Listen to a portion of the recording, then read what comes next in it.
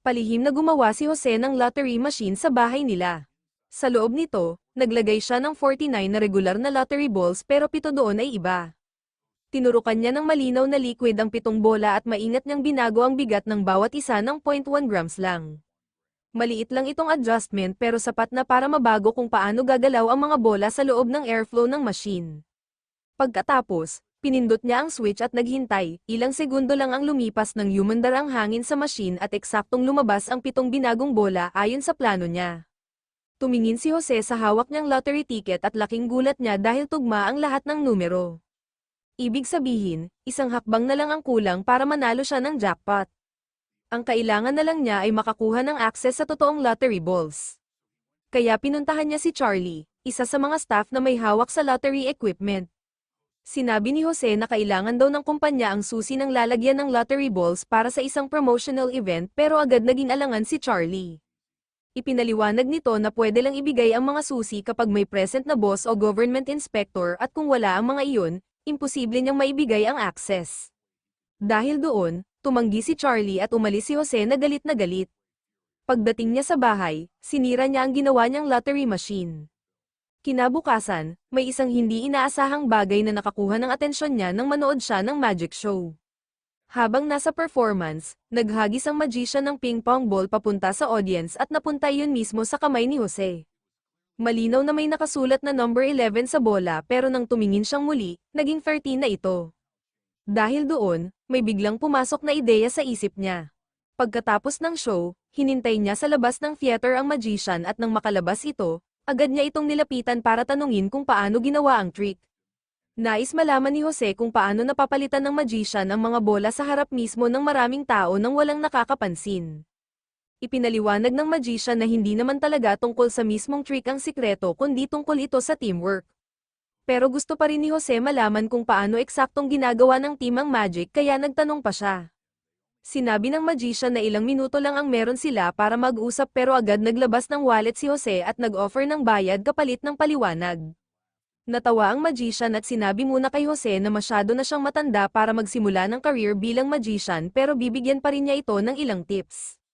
Ayon sa kanya, sa bawat magic trick, pare-pareho lang ang role ng team. Trabaho nilang ilihis ang atensyon ng audience habang ang totoong trick ay nangyayari sa ibang lugar. Pagkatapos, tinanong ng magician si Jose kung noong gabing ginagawa ang ping pong ball trick, saan ba talaga siya nakatingin. Pinapanood ba niya ang fish tank sa stage o nakatitig siya sa magandang assistant ng magician na may suot na masikip na blue costume? Doon naintindihan ni Jose ang sikreto, kailangan may isang tao sa stage na imposibleng hindi pansinin para walang makahalata sa totoong nangyayari. Ipinaliwanag pa ng magician na bawat mahusay na trick ay nangangailangan ng assistant dahil kung wala iyon, babagsak ang buong illusion. At ang mga salitang iyon ay tumatak ng husto sa isip ni Jose. Kontrolin mo kung ano lang ang gusto mong makita ng mga tao. Iyon ang pinakaimportanteng sikreto, sa sandaling iyon, tuluyan nang naintindihan ni Jose kung ano talaga ang kailangan niya. Hindi lang isang matalinong trick kundi isang buong team. Isang grupo ng mga taong kayang gumawa ng perpektong ilusyon sa harap ng milyon-milyong manunood. At dito nagsimula ang plano kung paano manalo sa lottery. Pumunta si Jose sa isang film studio at kinausap niya ng palihim ang dalawang technician na sina Mario at Gilberto. Isang simpleng tanong lang ang ibinigay niya sa dalawa kung gusto ba nilang manalo ng malaking prize money. Agad nag-isip si Gilberto na baka gusto silang pagnakawin ni Jose pero mabilis naman siyang nilinaw ni Jose at sinabing wala silang gagawing ilegal. May paraan daw siya para manalo sila ng patas. Ipinaalala rin ni Jose na ordinaryong tao lang silang lahat at malamang pagkalipas ng 10 years ay gumagawa pa rin sila ng infomercials habang pilit binubuhay ang isang negosyong hirap ng kumita. Darating daw ang panahon na tatanungin nila ang sarili nila kung bakit nila pinalampas ang pinakamalaking opportunity ng buhay nila. Nagtinginan sina Mario at Gilberto sandali bago sila tumango at sa simpleng sandaling iyon, naging unang miyembro sila ng team ni Jose. Pero may kulang pa rin sa plano niya, kailangan niya ng isang taong kayang kumuha ng atensyon ng lahat habang nangyayari ang totoong trick. At ang taong iyon ay si Lena, ang host ng lottery show. Isang single mother si Lena na nakikipaglaban para makuha ang custody ng anak niya. Isang araw, nadatnan siya ni Jose sa labas ng school at sinabi ni Lena na nagmamadali siya dahil kailangan niyang pumunta sa isang event. Kaya inalok siya ni Jose na ihatid pa uwi. Pagdating nila sa bahay, doon na sinabi ni Jose ang totoong pakay niya. Ipinaliwanag niya ang buong opportunity at sinabi na pwede siyang kumita ng 5 million pesos. Para kay Lena, hindi na kailangan ng mahabang pag-iisip dahil agad siyang pumayag ng walang alinlangan. Halos kumpleto na ngayon ang team pero may isa pang mahalagang tao na kailangan nila si Charlie, ang senior custodian na may hawak ng susi ng lottery equipment. Tahimik siyang pinagmasdan ni Jose sa loob ng ilang araw at doon niya nalaman na napakarelihiyosong tao ni Charlie. Halos ibinibigay nito ang malaking parte ng sweldo niya sa simbahan at palagi itong nagdarasal para gumaling ang ama niya. Nang malaman iyon ni Jose, nilapitan niya si Charlie habang nasa ospital ito at nagpapatingin ang ama nito sa doktor. Sinubukan niya itong isali sa plano pero agad siyang tinanggihan ni Charlie. Gumawa pa si Jose ng huling paraan at inisip na baka mabago ng pera ang isip nito pero nanatiling matatag si Charlie. Para sa kanya, hindi pera ang usapan dahil hindi papayag ang pananampalataya niya na gumawa ng ilegal na bagay. Binalaan pa niya si Jose na tigilan na ang plano nito. Dahil sa tagal nilang magkakilala, hindi na niya ito isusumbong pero kapag ipinagpatuloy pa ni Jose ang kaina-hinalang plano niya, sisiguraduhin niyang irereport niya ito. Inaasahan ni Jose na may kokontra sa kanya pero hindi niya inakalang 2 beses siyang haharangyo ng parehong tao. Kahit ganoon, paulit-ulit pa ring tumatakbo sa isip niya ang sinabi ng magician. Bawat miyembro ng team ay may sariling dahilan kung bakit sila sumali sa plano. Ang iba ay pera ang habol habang ang iba naman ay ginagawa iyon para sa pamilya nila. Pero kakaiba si Charlie sa kanilang lahat dahil pananampalataya lang ang nagdidikta ng mga desisyon niya. Dahil doon, may mahalagang bagay na naisip si Jose. Kung gusto niyang mapasama si Charlie sa plano, kailangan niya ng mas matinding paraan. At hindi pa rin handang sumuko si Jose sa heist na binubuo niya.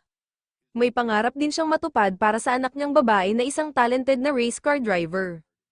Kailangan nito ng mamahaling professional equipment para maituloy ang career kaya determinado si Jose na tulungan siyang maabot ang pangarap nito kahit ano pa ang kapalit. Dahil doon, gumawa siya ng isang napakadelikadong desisyon. Isang gabi, palihim siyang pumasok sa simbahan na regular na pinupuntahan ni Charlie kasama sina Mario at Gilberto. Sa umpisa, simple lang ang plano nila, balak nilang nakawin ang donations ng simbahan para mapilitan si Charlie na magbigay pa ng mas malaking pera at posibleng malubog ito sa problema sa pera. Inisip ni Jose na baka dahil sa pressure ay mapilitan si Charlie na sumali sa team nila. Pero matapos nilang halughugin ang buong simbahan, wala silang nakitang pera. Dahil sa desperasyon at sobrang frustration, gumawa si Jose ng padalos-dalos na hakbang.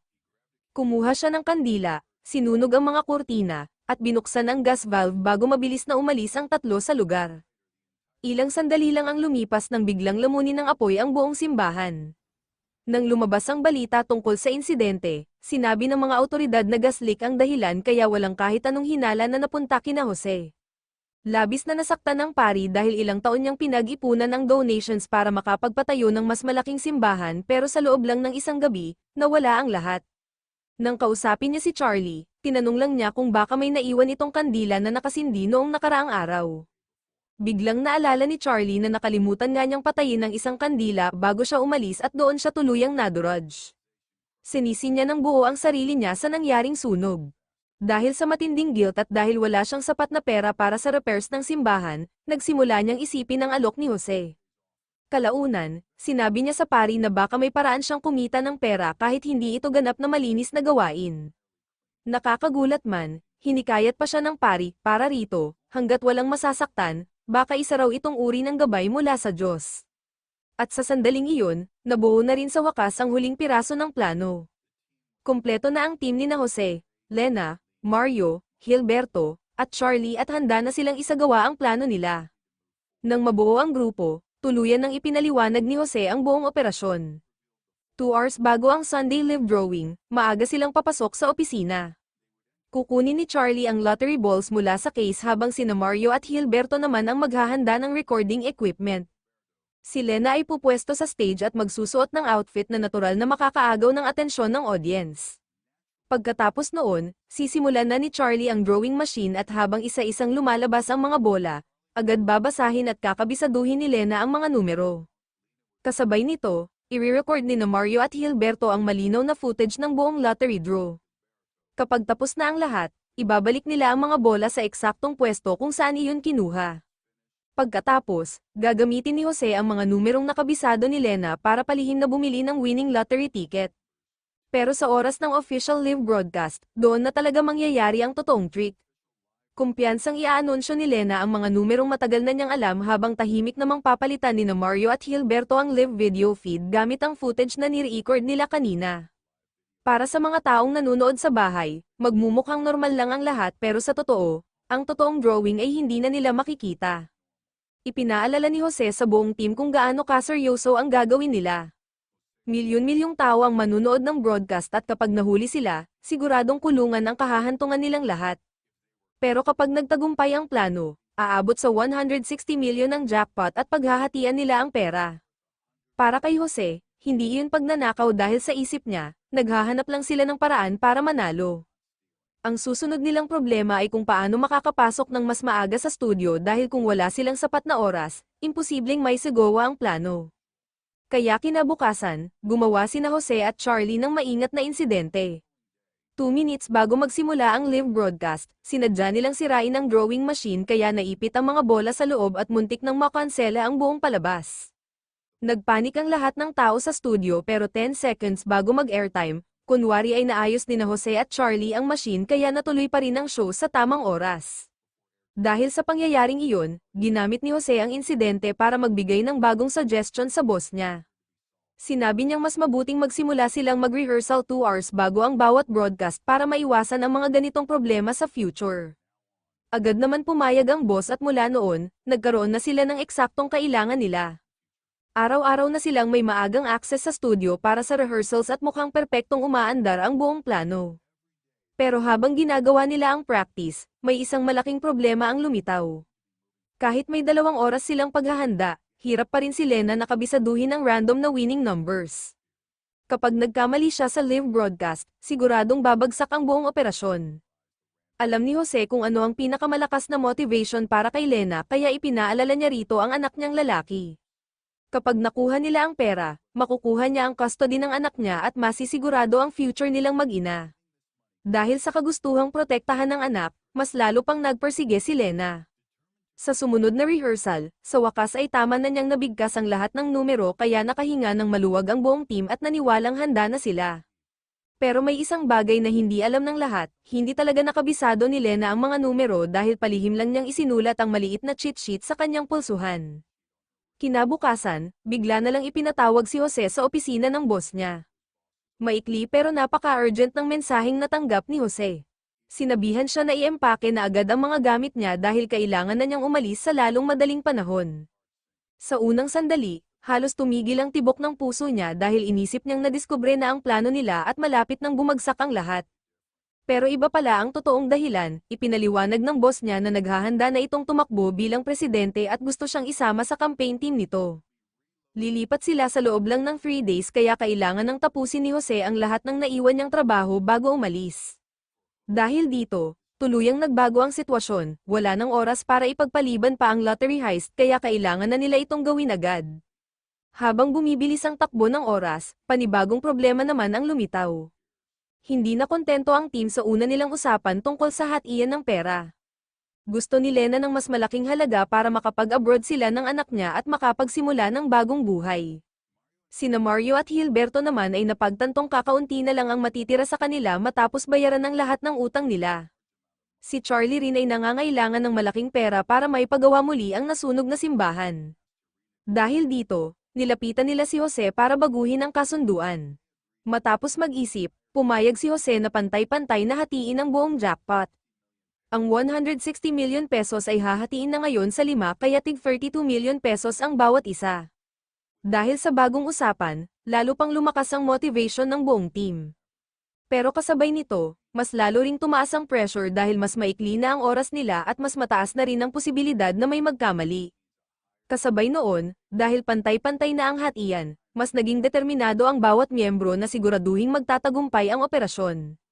Sa wakas, dumating na ang araw ng heist, mas maaga noong araw na iyon, palihim nilang ni-record ang winning numbers habang ginagawa ang rehearsal. Para maiwasan ang kahit anong leak, inilagay ng 5 miyembro ang mga cellphone nila sa isang bag at ikinulong iyon kasama ng lottery balls sa loob ng cabinet. Pagkatapos noon, saka sila lumabas para bumili ng mga tiket. 5 tiket ang binili nila kabilang ang isang tiket na may eksaktong kombinasyon ng mga numerong nakuha nila kanina. Sa puntong iyon, nakasalalay na sa mga numerong iyon ang kapalaran nilang lahat. Samantala, papunta na sana sa studio ang Notary Public na naka-assign para mag-supervise sa lottery nang maaksidente ito sa daan. Binangga siya ng isang sasakyan at agad tumakas ang driver pagkatapos ng insidente. Dahil sa lakas ng impact, nasaktan ang leeg niya kaya hindi na siya makakadalaw sa broadcast. Agad niyang tinawagan si Jose para ipaalam ang nangyari pero ang hindi niya alam, bahagi talaga iyon ng plano.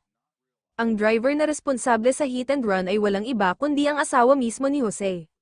Dahil hindi na makakapunta ang Notary Public, isa na lang ang natira sa studio. Isa itong matandang babae na maingat na ginawa ang normal na proseso tulad ng pag-check sa bigat ng mga bola at pag-inspect sa equipment. Pero nag-alala siya dahil hindi na raw ganoon kalinaw ang paningin niya para makita ng maayos ang broadcast screen. Mabilis namang umaksyon sina Mario at Hilberto at nagsuggest na gumamit na lang siya ng mas malaking monitor para mas malinaw niyang makita ang palabas. Sa unang tingin, parang simpleng pagtulong lang ang paglalagay nila ng malaking monitor para sa matandang Notary Public pero ang totoo, natatakpan nito ang view niya sa totoong live feed.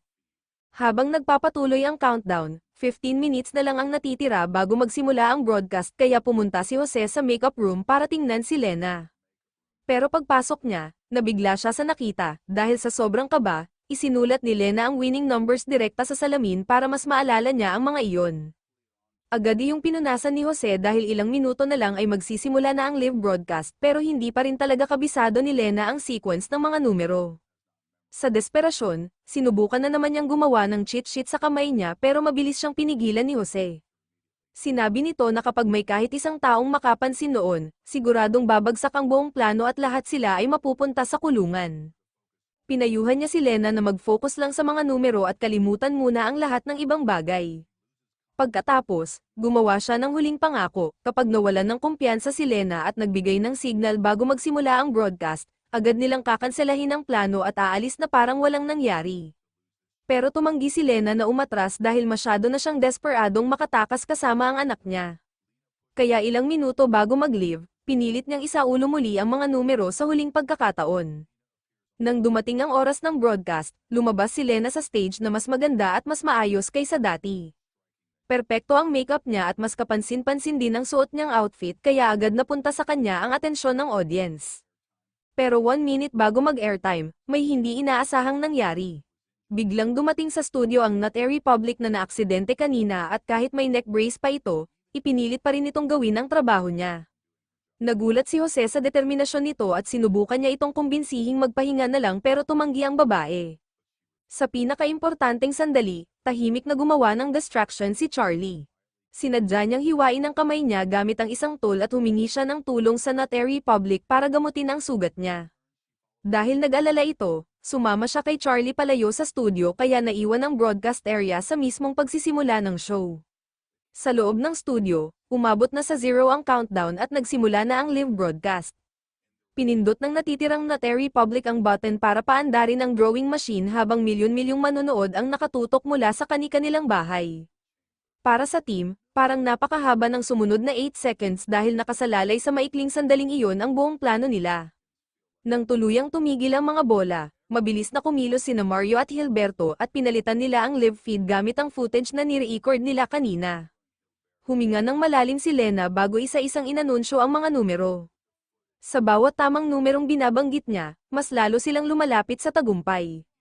Maingat na nakatingin ang Notary Public sa monitor habang sabay-sabay namang nanonood ang mga tao sa iba't ibang bahagi ng bansa at tahimik ding nagdarasal ang asawa ni Jose sa harap ng telebisyon.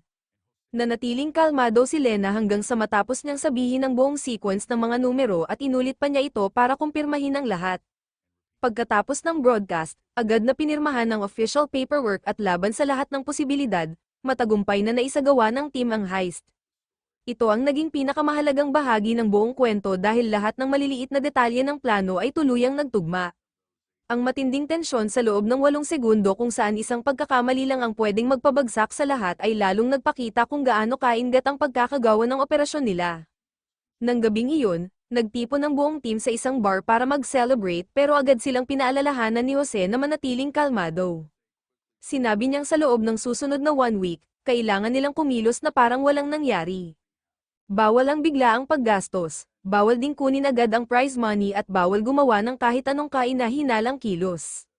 Ang pinakaligtas daw na paraan ay maghintay muna at ipa-claim na lang sa ibang mapagkakatiwalaang tao ang pera sa tamang oras. Pero halos agad ding nasira ang plano nila. Kinabukasan, nakatanggap ng nakakagulat na balita ang Notary Public dahil may isang tao nang nag-claim ng jackpot at ang taong iyon ay si Lena. Nang malaman niyang sinusubukan ng ex-husband niya na kumuha ng visa para dalhin sa abroad ang anak nila, natakot siyang tuluyan nang mawala sa kanya ang bata kaya nagpanik siya. Dahil doon, pinunit niya ang kasunduan nila ng team, inangkin agad ang pera, at bigla na lang nawala kasama ang cash. Nang malaman iyon ni Jose, agad niyang tinipon ang natitirang grupo. Nagtinginan silang lahat ng hindi makapaniwala hanggang sa sabay-sabay nilang naintindihan ang nangyari. Tinaksil sila ni Lena, mabilis silang pumunta sa apartment nito para pigilan man lang siya o kahit kumprontahin siya pero pagdating nila, wala na ito roon. Hindi rin niya sinasagot ang pinto at wala ring sumasagot sa mga tawag nila. Sinubukan ni Jose na pakalmayan ang grupo at binalaan silang huwag gumawa ng kahit anong padalos-dalos na hakbang dahil kapag may iba pang nag-claim ng premyo sa oras na iyon, posible nitong ilantad ang buong operasyon. Pero nanaigang panik sa grupo, pagkaalis pa lang nila sa meeting, agad nang nagmadaling pumunta sina Mario, Gilberto, at Charlie para kunin din ang sarili nilang panalo dahil natatakot silang mawalan ng halaga ang mga tiket nila kapag nabunyag ang scam. Dahil dito, napagtanto ni Jose na wala na rin siyang choice kundi kumilos agad. Sa kabutihang palad, may isa pa siyang advantage, hindi sila legal na kasal ng asawa niya kaya mahihirapang iugnay silang dalawa sa isa't isa. Dahil doon, ipinadala niya ang asawa niya sa lottery office sa karatig lungsod para ito ang mag-claim ng premyo.